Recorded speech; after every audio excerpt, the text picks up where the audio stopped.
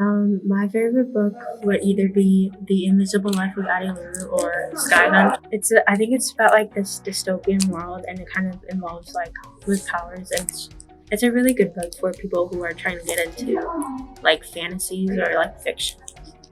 If someone wants to get back to reading, it should be like something they enjoy and not something they're kind of forced to read or something for school.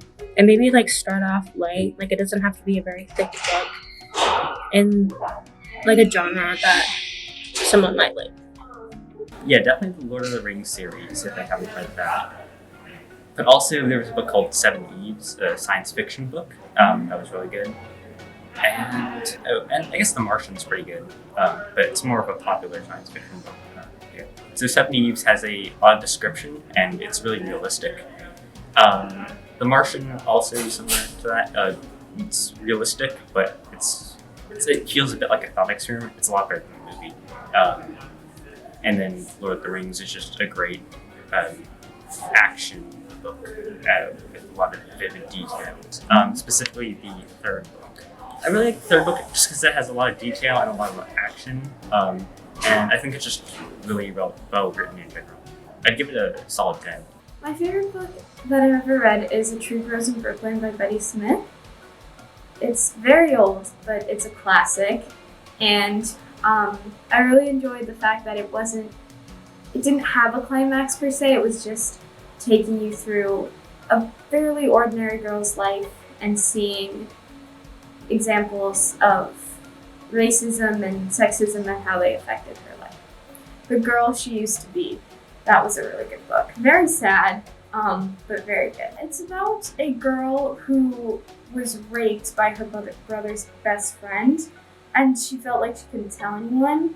And as she grew up, it was learning to deal with that trauma, and it sheds a lot of light onto victims of sexual assault and just the pain and the fear that they feel. And I think it has a really good moral and a message, and I think it's beneficial to anybody who reads it to say that this actually happens to people, and it's important not to make someone feel like they can't express.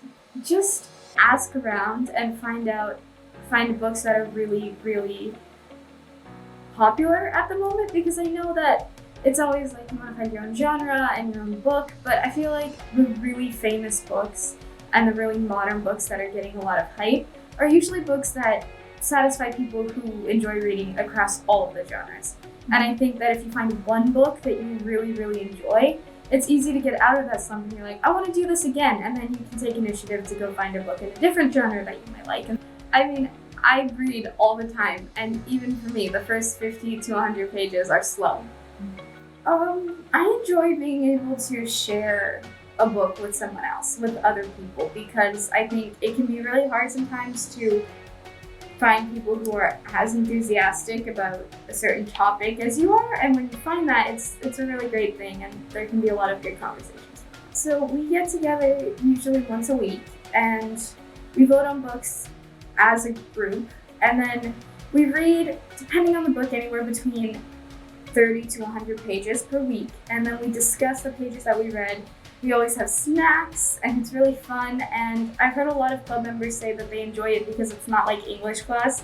You can pretty much talk about whatever you want, whether that's character study, like I really like this character, or if you want an in-depth analysis of the text, you can do that too. One that I'm planning on rereading is actually a short story by Franz Kafka.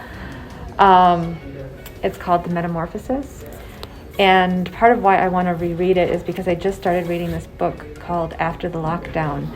The lockdown being sort of a reference to the pandemic, obviously, but also thinking about being sort of locked down on Earth as a response to climate crisis.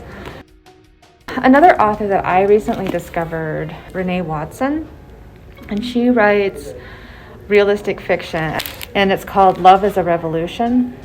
And it is at heart sort of a romance between Nala and Kai, two high school students who are just about to graduate. But the idea of love as a revolution is also just thinking about self-love and love of community, love of family. And also, I mean, I think really about love of self and self-acceptance. And I just love Renee Watson's style. I feel like her characters feel multidimensional and real. I struggle a lot with attention, I've noticed.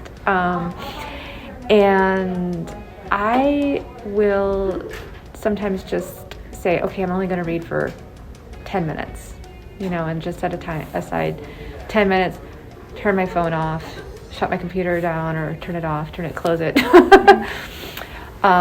And just kind of get into a regular habit of doing that. For me, doing it right before bed sometimes works really nicely. The other thing is, like, if I'm finding like I'm just really struggling, I like to just listen to a book.